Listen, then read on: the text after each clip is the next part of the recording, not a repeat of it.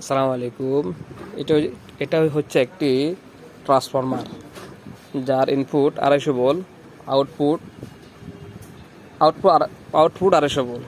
এটা হচ্ছে hybrid inverter যারা কাজ করে ওদের জন্য।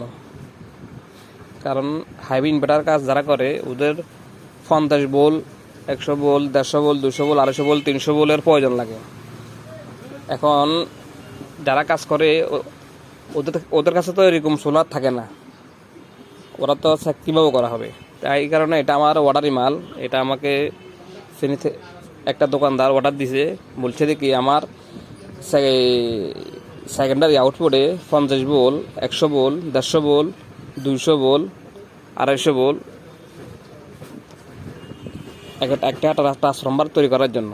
আর এটার ইনপুট 220 ভোল্ট, 230 ভোল্ট, 240, 250 ভোল্ট লাগে ইনপুটে।